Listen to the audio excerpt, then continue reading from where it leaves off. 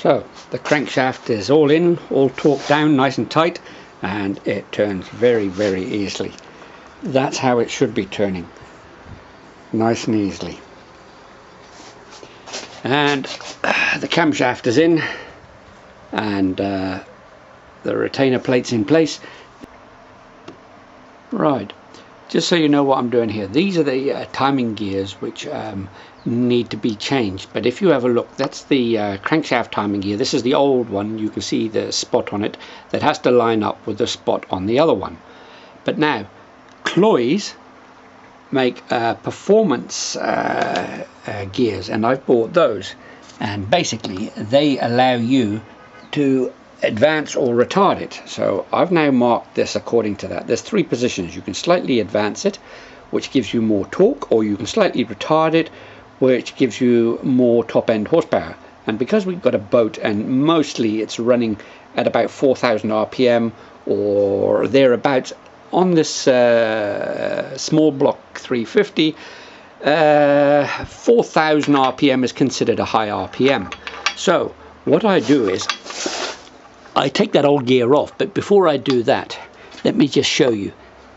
Those gears, you can see the slight difference there. Okay, now that is going to retard the camshaft slightly, and that will allow the horsepower to be easier achieved at a higher RPM. In other words, 3,800, 4,000, anywhere above 4,200 continuously is starting to get a bit on the high side for any V8 like this. So basically I take off that old gear at the back, and then I replace this one in place and put the chain on.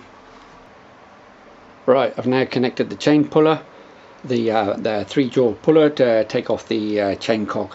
There's the old chain cog. I'm going to put that new Cloys one on with the slightly retarded camshaft timing.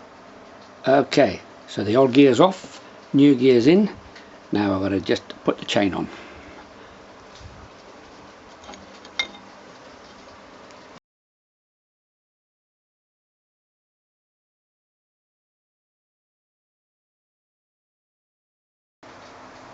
Okay, so here's the new Cloys timing chain, and both the gears changed and all lines up, and that there is now a 2-degree retarding on the camshaft, and that will give a slightly better horsepower at a higher RPM, anywhere above 3,500, 4,000. So that's definitely going to be a serious improvement to this engine. This is the standard 350 cubic inch conrod. You'll see that there's spots on one side of the big end while the other side is rounded. Now the spot indicates the front end of the engine, which is this side the engine, so that spot has to be facing this way. Right, now what I'm going to do is I have a vise here, put a cloth over it, put the conrod down inside, just clamp it up so it doesn't move around. Right, basically this needs to be heated up with a torch. This is just a normal torch. It's not no oxygen at all, MAP gas torch. That gets heated up at more or less like that angle and around here for about 2 minutes. That expands sufficiently when it just starts to turn cherry red. Now within 15 seconds or so, you need to be able to take that piston, have it ready, and here's another one here. Make sure that the dot is facing the front, the same as the conrod, and you hold that there with your finger behind, and you pass the conrod, the gudging pin or the piston pin, whatever you want to call it, straight through there until it stops the other side, and your finger will stop it on the other side like that socket is, and then you know as soon as it cools off it will be fine. But don't attempt to try and put that pin through if the conrod has been cooling for more than, let's say, 25-30 seconds, because the tolerances on that really cool quite fast. So I've actually made tolerances here, so I know that at 28 degrees C I've got a piston pin of 2354, and I know that after 2.5 minutes of cooling I've got about the same size. But if it's red hot, 10 seconds after putting 2 minutes of heat on with that torch, I've got 23.66. Now 23.66 is plenty of clearance to get over that 23.54, and 1.5 minutes, it's starting to get pretty close there. So you can see that it really cools down and changes fast, so you need to get that in pretty quick. Now we move on to the pistons. Right, okay, so we got Summit Racing pistons. They actually manufacture their own. I mean, they're lovely pistons. They're actually quite similar to the pistons which they were previously in there. But anyway, they're about to be changed over. What's happening is that's the conrod, and the small end is actually a interference fit. It actually shrinks on to the gudging pin or the piston pin in the center. So that's how that holds into place. It actually grabs onto there after you've heated it up. I'll do that process in a moment. So what I've done here is I put some masking tape on one side of the piston. That prepares it. So the front of the piston is here, the tape is at the back. What I do is that's prepared so that when I push the piston pin through, it stops on the tape. So what I actually have to do is, when that is hot, I put that on, I pass that through, I keep the piston pushed that way, I push that through, and then I hold the piston that way and the pin that way. So therefore, when it cools down, it will allow it to move back and forth slightly.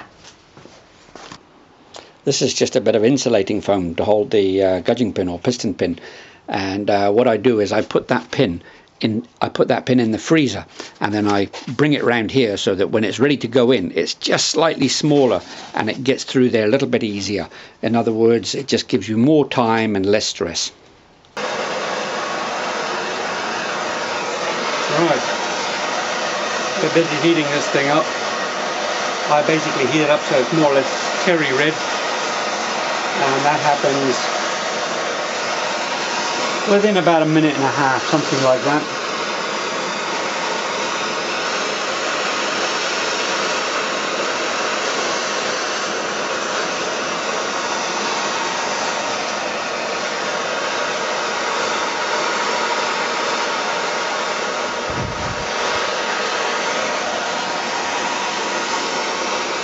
Yeah, the heat's starting to get there. I can start to see it. So the reason to do it with something like this is better than an acetylene torch with a sharp flame, is because this puts more of an even heat on it, and an acetylene torch tends to concentrate the heat on one little spot more, which is not as good for the metal. Right, so I've got 20 seconds. Over here I've got the pin that's just come out of the freezer, and here I've got this. I put it together and I hold the piston that way and I hold everything in, and before you know it, it's in.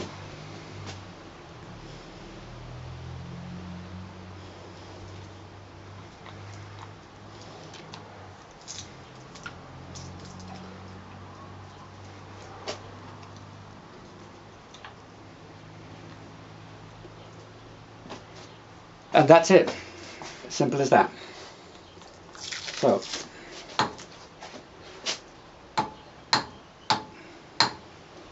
done. I'm busy preparing to remove the old piston from the conrod. So I've cut a piece of stainless steel pipe that just fits around the outside of the gudging pin or wrist pin or piston pin, all different names in different countries. and basically that is now prepared and in place for me to use a number 10 socket that fits on the inside. Don't have anything that's too big on the outside, otherwise it'll maybe damage the outside and won't go through, so keep something near the inside, and that way when the conrod is hot enough down there, it will basically be able to be knocked down through, and that's the vice to hold the pipe that it's going to go through.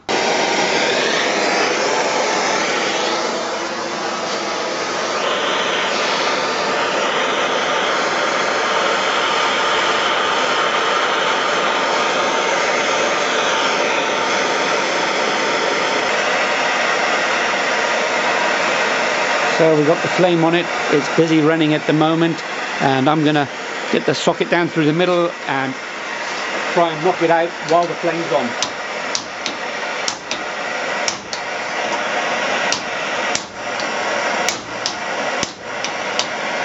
It's going.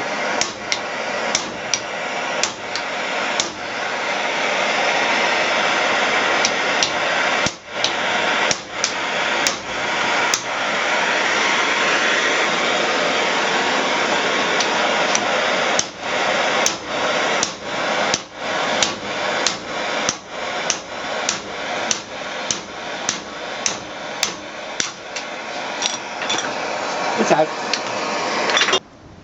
So I managed to hit my hand with a hammer over here. That's pretty swollen up about 10 minutes ago, and it's busy getting bigger, so I'm going to stick some ice on it.